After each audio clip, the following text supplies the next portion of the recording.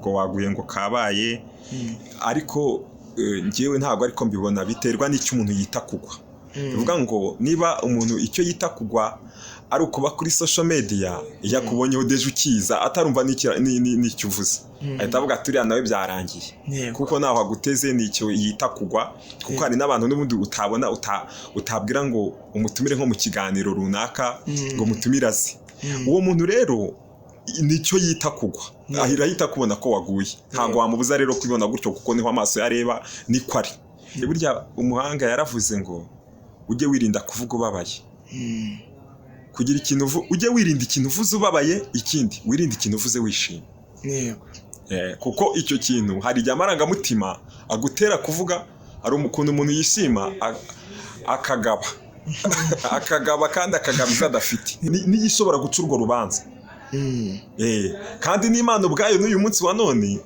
ntabwo yahagarara ngo itangaze ngo ivuge ngo ngucireho iteka ntabwo icyo gihe kiragera hari igihe bisohoka bikagera muri saro abashyitsi bakabimenya babasuye uwo munsi hari igihe bisohoka bikagera no mu bana nabo bakabimenya hari igihe bisohoka n'umukozi wo mu rugo rw'akabimenya ukabona igihe bisohoka none bikajya n'aha hanze cyane nkatwe tuba kuri social media ese nkubwire ngo ikintu kizambaho kibure kumenyekana.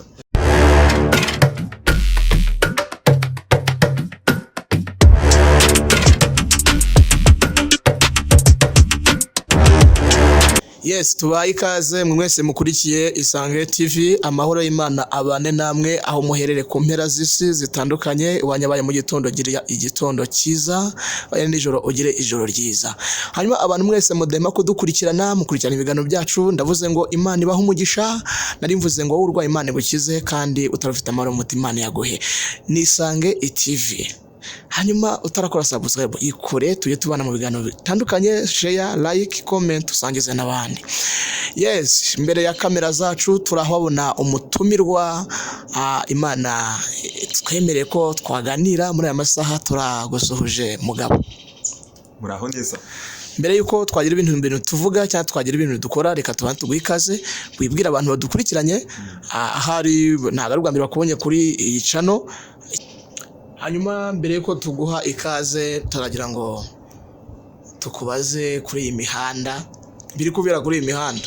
Tuko numva abantu bavuga ngo ni imihanda ko mbona hari igihe imihanda inyerera, n'abakozi b'Imana bose mbona bamwe babivuga ngo ni imihanda, ngo bamwe ngo bari mu bishanga ngo nukubata ngo mu bishanga. Rero nyine nsige narinzi ko ku mihanda ubundi haba marine na kuko none wowe urabivuga iki biri kubera kuri iyi mihanda? Ese ko uyijeho wenda reka mbaze ngo bazaho kantu gato kuyijeho aho ntizakonyererana. Okay, iyo uvuze imihanda imihanda bavuga social media, ntekereza ko rero iyo tuvuze ngo imihanda yanyereye cyangwa ngo imihanda izanyererana umuntu ngo kuko yijeho kireka none se twareka kubaho mu isi? Ntago twareka kuba mu isi. Noneho isi rero uko uyijeho uko yiriho niko igutwara. Rero iyo byanyereye nuko nyine uba wabinyereje ari wowe, ariko ntago tuzareka kuba ku isi, ntituzareka kuba kuri social media, ntituzareka kuba aho abantu bari. Ahubwo ko tuzahaba, ahubwo ko tuzahaza nuko tuzahaba. Ko numvishe abantu bavuga ngo umuntu aje kuri YouTube akenshi na kenshi atagwa, ariko numvishe nyine wenda ari nk'imyumvire yabo. Numvishe kuvuga ngo yuza kuri YouTube uri umuzima wahagera ugahita ugwa cyangwa se ugahita wandura indi mico mibi.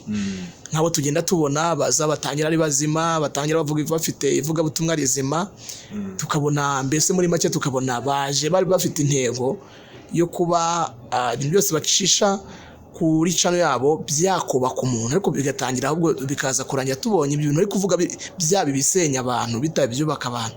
Wowe urabikora gute kugira ngo iyi channel cyangwa se uyu muyoboro turi kubonyeho cyangwa se ibintu uzanye urabikora gute kugira ngo utaza gusanga uguye muri uwo mutego nawe? Okay, urakoze. Icyo ni ikibazo cyiza kandi nkunda kubibona abantu babivuga ngo iyo umuntu ngo yageze anga ubwo waguye ngo kabaye, ariko ngewe ntabwo ariko mbibona biterwa n'icyo umuntu yita kugwa.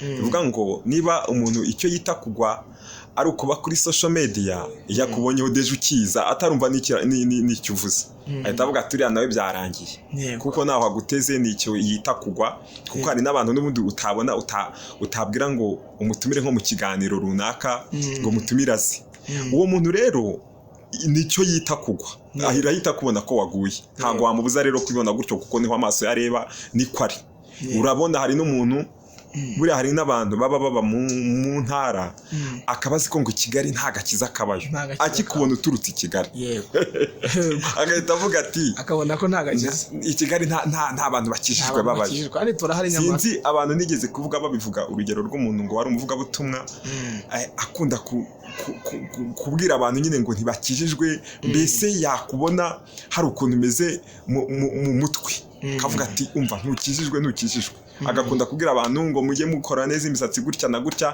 mbese mw'ubwo buryo ariko nawe ngo aza kujya kubwiriza mu ntara agezeyo barebye umusatsi we babona ngo umusatsi we ntabwo akijijwe kuko yagiye usokoje babona usa neza kandi bo bitegera udutambaro bahita bamwima agatuti urumva rero biterwa n'icyo wita kugwa rero nta muntu ugwa kuri social media nta muntu ugwa kubera ibyo ngibyo ahubwo ashobora kuza yaraguye noneho ibyo avuze ukumva ko ibyo ari gutanga ari ibintu bipfuye ntabwo rero aguye aho ngaho ahubwo uko aje niko tumubonye ariko wundi uzaza afite ibyo guha abantu bizima afite ibyo gutanga bizima azabiha abantu kandi bahembuke kuko buriya izi social media nazo ziri mu bintu ni nko mu isezerano ko yavuze ngo muzavuga ubutumwa bugere ku mpera y'isi uyu munsi wa none ntago uravuga ubutumwa ushobora kuvuga ubutumwa bugakurikirwa n'abantu bari muri Amerika bugakurikirwa n'abantu bari mu Burayi kandi utari bubashe kujyayo ariko uyu munsi urabuvuga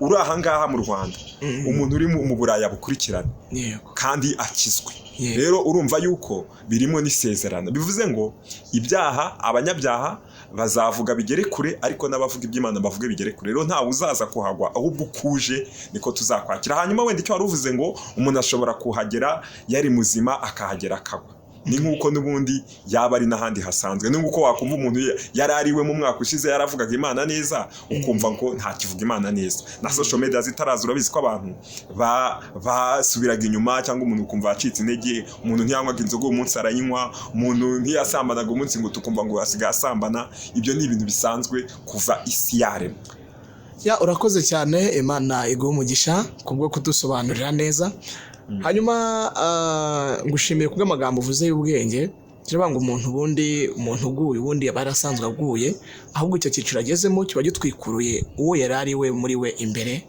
ashobora ngo abagaragaye hanyuma mperutse kubona inkuru ubwo twaganire kandi twakomeje turacyari turi kureba ari ukuntu bavuga ngo dutungemo nk'itoroshe turebe ntabwo turi kujya kure y'umwuka turacyari mu mwuka kandi turimo tuganira kugira ngo abantu bamenye bagire ibintu bunguka hari inkuru nigeze kumva mu minsi yashize umukozi w'Imana umwe yarahagaze aravuga abwira undi aramubwira ati ndakuvumye we nta bugingo uzabona ibi bintu bifata gute nk'umuntu w'umukozi w'Imana iyo wumvishe umuntu abwira undi ngo nta bugingo uzabona wowe bifata ute cyangwa ubyumva ute ni iyihe nama cyangwa se n'ubu busobanuro wadusobanurira ku icyo kintu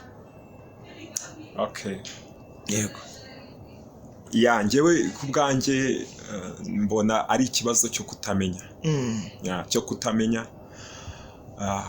hari uburyo umuntu avugamo ikintu ababaye wavuga ubabaye burya umuhanga yaravuze ngo ujye wirinda kuvuga ubabaye kugira ikintu ujye wirinda ikintu uvuze ubabaye ikindi wirinda ikintu uvuze wishimye kuko icyo kintu hari igihe amarangamutima agutera kuvuga hari ukuntu umuntu yishima akagaba kandi akagaba ibyo adafite byakundaga ko abantu bamaze gusoma nk'agacupa bamara kugera mu nyine kamara kumugeramo yishimye anezerewe akagaba ibyo adafite cyangwa se niyo yazigira akazigaba atavuganye n'umuryango we ugasanga kwirungura ati yanka narayitanze akariko n'ijambo uvuze ubabaye naryo ugomba kuryitondera kuko ushobora kuvuga ijambo ribi utazabona ukugarura kandi ijambo uvuze ubabaye rishobora kwica umuntu ku buryo kurigarura bigorana none utaragira kure ubwo waba wemera ko umuntu ashobora kuvuga ngo undi ntago azabona ubugingo akabubura koko? Oya, ntago bishoboka. Ntago bishoboka. Nta muntu ushobora kubuza umuntu ubugingo. Yego. Nta jambo wavuga ngo umuntu umubuza ubugingo. Kuko ubugingo ntago ari nta muntu ubufite uburenganzira. Yego. Imana yonyine niyo ifite ijambo rya nyuma ku muntu. Niyo ifite ijambo rishobora nyine ijambo ry'ubugingo niyo ishobora guca urwo rubanza. Kandi n'Imana ubwayo n'uyu munsi wa none ntabwo yahagarara ngo itangaze ngo ivuge ngo ngucireho iteka. Ntabwo icyo gihe kiragera. None wabwira iki abantu ko barigiye bakangwa n'abapasiteri bakabwira ati nudakora iki ndakuvuma, nudakora iki ndakuvuma ngo uteze Imana iguhane cyangwa izakwice? Niki nire jambo wababwira kugira ngo bumve ko ahari nyine bakomeze bumvishe ko Imana ari ifite byose? Niki wabwira abantu aho hantu kubakangisha amagambo y'iterabwoba ariko biciye mu Mana? Ntago nzi ko ari ukubakomeza. Icyo nakubwira cyo nuko ntago nshyigikiye ko umuntu akosa akora ikibi. Niba watumiye ku musumba wawe nawe ufite ikosa, gusa ntago ari byo kukubwira ngo agukange wenda mw'ubu buryo. Ahubwo icyo nabwira umuntu wese nuko abantu bamenye Imana bakorera. Niyo wamenye Imana umenya uko uvuga, umenya ijambo wabwira umuntu rikamuhesha umugisha. Ndavuga mu pasiteri. Nibyo koko umuntu yakosheje, nibyo koko umuntu yakoze ikintu kitari cyiza, ariko ukeneye kumuhesha ikizi, kumuhesha imbabazi. Hari umugabo w'umuhanga numvise wavuze ijambo rikomeye avuga ngo ntabwo dutegetswe kubwira abantu ngo badusabe imbabazi, ahubwo dutegetswe kwitegeka kubabarira uwo muntu. Kuko imbabazi zo kwinginga kubwira umuntu ngo mbabarira ari ukumwinginga ngo nsaba imbabazi ntibinabaho. Ubundi se bibaho kubwira umuntu ngo nsaba imbabazi? Ahubwo wowe utegetswe kumuha imbabazi. Yego. We cyakora muri we niwe nawe utegetswe nanone kugusaba imbabazi koko niba yamenye ikosa. Ariko ntawe usaba imbabazi atarabona ikosa. Rero icyo nabwira abakristo nuko nta muntu n'umwe ushobora kukubuza ijuru. Ariko nawe ntago ukwiye gukora amakosa, gukorera abantu amakosa kubera yuko batakubuza ubugingo. No. Ariko mu gihe byabayeho nyine ashobora kuba wamukoshereje cyangwa utanamukoshereje ari uko wenda utagiye mu nyungu ze, utagiye mu bimuhesha inyungu ze, akakubwira gutya gukanga. Ariko ntago bishoboka. Icyo ni ikintu kidashoboka. Abakristo bamenye Imana bakorera, bamenye ko bo n'Imana ari umwe, bagomba kuba umwe. Nta muntu n'umwe wakubuza ijuru, nta muntu n'umwe wakubuza n'umugisha wawe. Ntago bishoboka. Bishatse kuvuga ngo abo kubaha bubahwe. Yego. Hanyuma ubahira umuntu icyo akora. Kandi ntuza kutitesha agaciro cyakoze ubonye yatannyeho kumuhugura. Yego. Birashoboka, ariko nabwo ukamuhumugura neza. Haryo ushobora kubwira ngo uhuguye umuntu ugasanga nibwo mugushe, cyangwa se ugasanga nibwo utumye akora n'ibindi bintu bitari gukorwa cyane. Hari ukuntu umuntu aguhugura ugasanga si uguhugura gusa ahubwo bimeze nk'inyuro nko kugucyurira. Rero aho ngaho akenshi abikoze gutyo, hari ukuntu nawe aho kugira ngo ukire ahubwo urushaho kurwara, noneho ubwo yagucyurira noneho ukamwubahuka. Bibaho rero, biba bisaba ngo abantu bamenye uburyo bavuga, uburyo ijambo usohoye umenye ngo riramarira iki mwene data, umenye se riramukiza cyangwa riramwangiza. Yego. Urakoze cyane, turagushimiye. Hanyuma ntarajya kure ndacyarimo nkubaza kugira ngo abantu badukurikiranye bashira amatsiko, bamenye koko Imana bari gukorera iyo ariyo, kandi bamenye ko Imana icyambere atari ingome, ikindi Imana ubugingo ku muntu, nta muntu uzabuza undi ubugingo. Hanyuma ko tumaze iminsi itari mike ndetse itari myinshi, tubonye inkuru umukozi w'Imana umwe, kereka ndumva wenda tutamuvuga mu izina, ahagaze abwira undi aravuga ati wowe ndabona uri igikoresho Satani ari gukoreramo. Atanga n'ingero, avuga urugero, atanga nyine liste y'abantu bari gukorerwamo na Satani. Ese ibi bintu turabifata ute? Wowe ikintu wabivugaho ni iki kugira ngo tumenye ibyo ari byo, dusobanukirwe nawe dusobanure nk'umuntu uri inararibonye mu bintu by'Imana kandi bimazemo iminsi utabijemo ejo, watubwira iki? Urakoze. Mu ngero yatanze se z'impamvu ari ibikoresho bya Satani yatanze nk'iyi, yavuze ko nk'ibiki? Yavuze ko umuntu uhagarara agakora divorce, agaza gushishikaza abantu gukora divorce, cyangwa se gusa nk'akoze divorce akaza no kubyigamba. icyo ari igikoresho cya mbere cy'uko satani ari kwiyamamaza. Yego. Arongera avuga ngo murebe ibiganiro bakora byinshi bimwe na bimwe ni ibiha satani intebe, ntabwo ari bituma izina ry'Imana ryamamara. Rero ahita avuga ati kubw'izo mpamvu ni satani bari gukorera, bari kwamamaza, ntabwo ari Imana nubwo bita ko ari ab'Imana. Abivuga gutyo arangije asa nkaho nyine abihamije, avuga ko ari Imana yabimubwiye ko ari ibikoresho bya satani. Wowe wabivuga iki? Iyo urebye ubona ko ari ibikoresho bya satani, ni umugambi satani afite kugira ngo aze atuma abantu banamukamo Imana biciye muri bo. Wowe ubivuga iki? Yego. Okay, reka tuvuge banze mvuge kuri abo bantu. Kuri cyo yavuze abantu bashobora kwamamaza ama divorce, sibyo? Akavuga ngo ni ibikoresho bya satani. Buriya reka nkubwire, abantu nibyo nakubwiye ngo tuba dukwiye kwitondera uburyo ibintu dusohora muri twebwe, tubivuga no ku bantu kandi. Yego. Ntago ntekereza, buriya nakubwiye ngo umuntu biterwa n'icyo yita, icyaga biterwa n'icyo yita, icyo ngicyo ari kugabiterwa n'uburyo agifata. Abantu buriya baba batandukanye. Hari umuntu ushobora kubona naje nambaye gutya gahita yandika muri comment ati iyo shati ntago ikwiriye umuntu w'Imana. Hari umuntu abantu bari ibintu bitandukanye. Yego.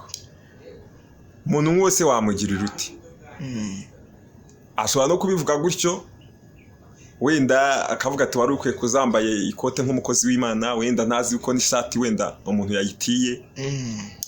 Umuntu rero iyo atazi ibyo avuga, buryo umuntu niwe wimenya. Umuntu niwe wimenya cyane. Natwe turakumenya ariko ntago umusonga wundi umenywa na nyirawo. Reka mbanze mvuga ko uwo muntu ushobora kuba ari kwamamaza divorce, sibyo? Ntago ntekereza ko hari umuntu uhagarara akigamba divorce, ntago bishoboka. Ahubwo bitewe n'uburyo yabivuze cyangwa n'ababyumva, ngiye nshobora kuvuga ngo ari kwigamba divorce bitewe n'uburyo yaje. Urumva? Bitewe na ya myumvire yanjye n'uburyo mbyumva. Ariko we ntago ariko yahagaze avuga wabyigambi. Cyakora hari amakuru agera ku muntu akaba atari bwihishe, akajya habona, akajya hagaragara. Byanga bikunda wowe riya tukamenya ngo ukiraho. Yego. Ukiraho wemera divorce? Divorce ibaho. None se nemera kwibaho. None Imana irayemera cyangwa ntabwo yemera? Reka nkubwire, ikintu cyose kibubona kibaho. Ntabwo Imana icyemera. Ni umugambi wa satani. Urakoze cyane. Kandi umugambi wa satani n'urupfu ubona ntabwo Imana irwemera. Yego. N'uburwayi Imana nibyemera. Ariko bitugeraho kuko turacyari mu isi yabyo. Yego. Turabihungira he? Nge rero icyo nshaka kukubwira, nigeze ndikubwa mu kiganiro, nitubona umuntu wakoze divorce, nta makuba yamuguyeho. Nta makuba. Noneho bishoboka ko yabyishizemo, intandaro ari we cyangwa ikaba atari we, sibyo? Rero niyo mpamvu usibye kuba twakwinjira muri details z'uwo muntu, ariko niba tutazizi, reka tubone ko yahuye na cya kibazo. Noneho nuza kuvuga ngo ntibimenyekane, gute se bitaramenyekana? Kwa makuba hari amakuba za ukayagumana mu cyumba. Ubwo buri hari igihe iyo umuntu aba yarakibana n'uwe bakagera nibazo mu cyumba, bikaguma mu cyumba, hari igihe bisohoka bikagera muri saro, abashyitsi bakabimenya babasuye uwo munsi. Hari igihe bisohoka bikagera no mu bana nabo bakabimenya. Hari igihe bisohoka n'umukozi wo mu rugo rw'akabimenya. Ukabona igihe bisohoka none bikajya n'aha hanze cyane. Nkatwe tuba kuri social media, ese nkubwire ngo ikintu kizambaho kibure kumenyekana. Sasa rero icyo nemera wenda bishoboka bibaye byiza, sibyo? Bibaye byiza ari umuntu twagira inama, ari umuntu twagira gute. Ariko nubwo tubagira inama, ntago twirengagiza yuko bafite uruhande rwabo tutazi, bafite umusonga wabo tutazi. Ariko bibaye byiza nakoze divorce, navuga ngo byamenywa n'ababimenye. Sibyo? Byamenywa n'ababimenye. Ntago nabanyambere yo kuza kuvuga ngo buriya ngiye ndi gukora divorce. Ngewe ngo nze kubitangaza n'abatabizi. ababimenye babimenya wenda nkumva hari abakoze inkuru bati runaka yakoze ibi n'ibi okay ariko sinjye n'abanyambere yo kuza kubivuga bibaye byiza sibyo bibaye byiza ntabwo ari inkuru yo kuvuga hari inkuru zitari zo kuvugwa zo kubyirata ntabwo abayabyirase ahubwo si inkuru yo kuvugwa ariko hari igihe nyine imara kugera hanze n'abantu bakatangira kubikubazaho birumvikana ariko bishoboka ntabwo ari inkuru wowe ubwawe wakwisohorera ngo ijye hanze ari wowe wisohoye hari inkuru nziza n'inkuru mbi burya inkuru mbi usibye nda iriya iyo turi kubika wenda twabuze uwacu ariko inkuru mbi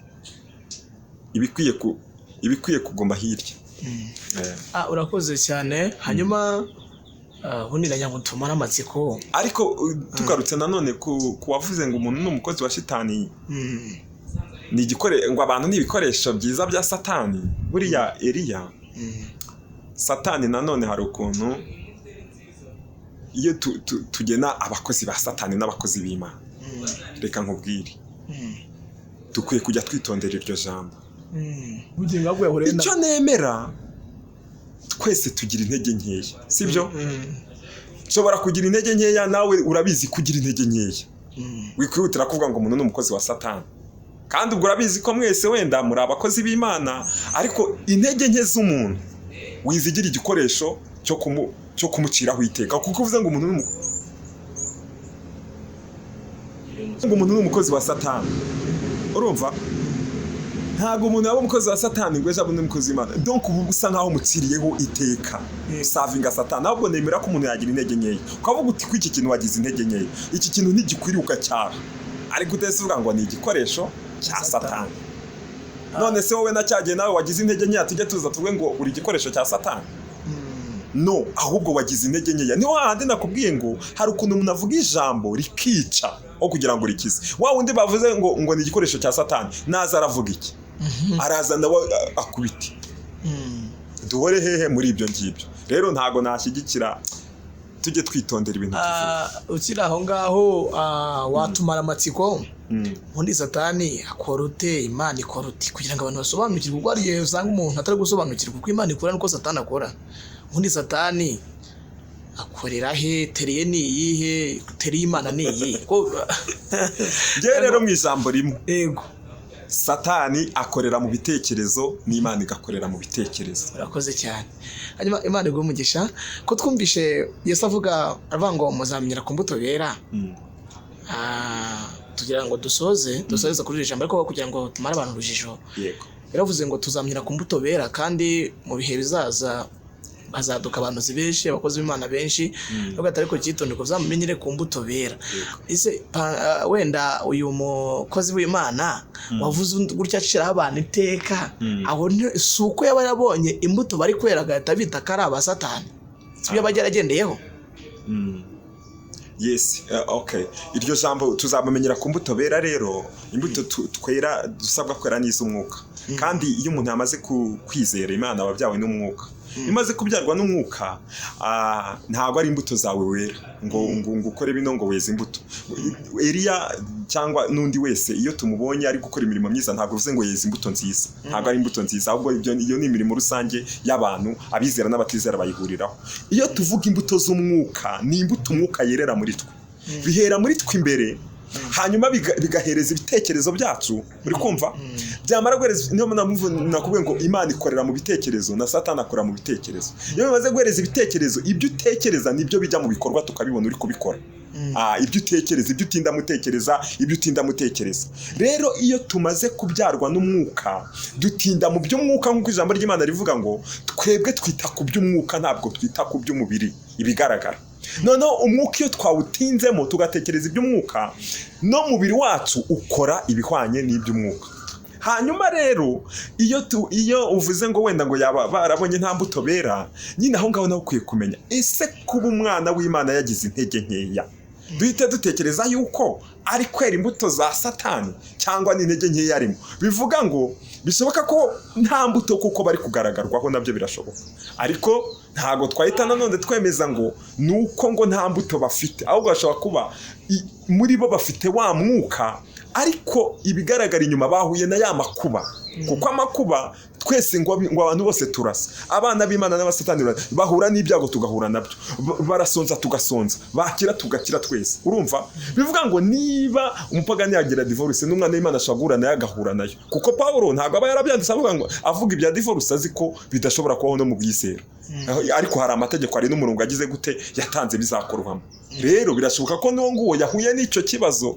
bitewe n'ikibazo runaka yifitiye iwe mu rugo twe tutazi ntabwo rero kereka twinjiye muri detaye zabyo ariko n'izo mbuto nyine zirakenewe abantu n'ab'Imana dukeneye kugaragaza imbuto z'umwuka wera ufite muri twe tutagiye kure ubwo bije tuvuga ngo ushyigikiye nyine ubwo urumva tugaruka ubwo twaba tuvuze ko atari abasatani atari abakozi atari ibikoresho satani yo gukoreramo ahubwo ari uko bagize intege nke oya nta bikoresho ngewe nta n'igikoresho cya satani mbona kuko satani hari igihe tumuha abakozi nta n'abagira ntabo pe nta mukozi wa satani ibintu byose ni iby'Imana erega Imana buriya yaratsinze yaranesheje abantu bashobora gukora ibikorwa bitari byiza abantu bashobora gukora ibikorwa bitari byiza nibyo ariko ngewe kuvuga umukozi wa satani ntawe afite rero ngo twaba tumuhaye imbaraga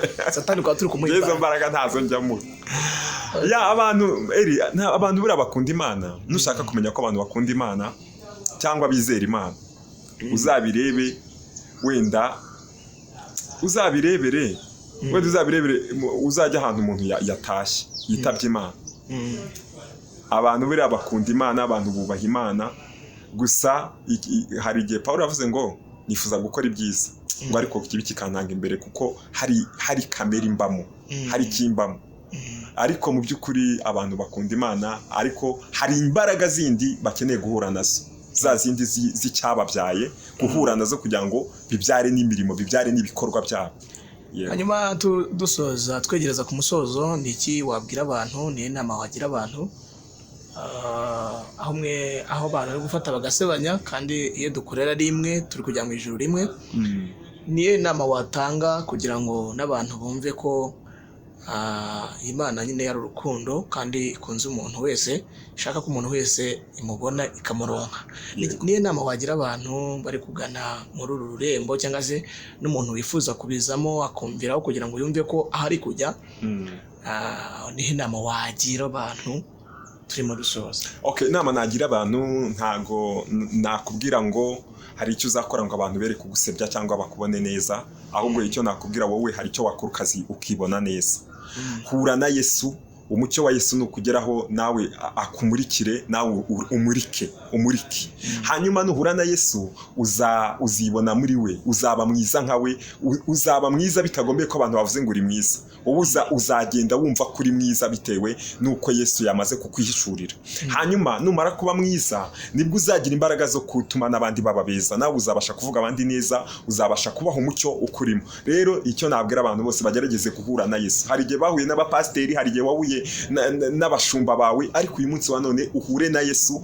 uzaba mwiza kandi uzabasha guhesha n'abandi kuba beza buryo umuntu ari mwiza umuntu mubi atanga ibibi bivuye muri we akakwandurisha uwo mwanda we ariko iyo uri mwiza nawe utanga ibyiza biturutse muri wowe tugerageze guhura na Yesu tumenye n'ubwiza bwacu nkunda kubwira abantu ngo ni beza impamvu mubwira ngo uri mwiza nuko muri Kristo uri mwiza kuko ndiko nimubwira ngo uri mubi uzibonaho ububi koko nawe ubungarurire nanjye umbwira uti nawe uri mubi nibyo tuzahoramo rero abantu ni beza muri Kristo abantu bahure na Yesu nicyo ngicyo nababwira kora subscribe hanyuma sangiza abandi share comment hanyuma uze no kutwereka ko turi mu kiganiro ibiganiro byacu nakagaruka hanyuma sinzi niba hari ikindi kintu wenda warenzaho numvaje twasoreza hanyuma bakajya badukurikirana uko bwije nuko bukeye kandi uko bwije nuko bukeye tuzatumya tubashyiraho ibiganiro bihembura imitima yabo kandi bibubaka bajye bisangane natwe mu biganiro mu bihe byiza bibubaka batuma bakomera mu mwuka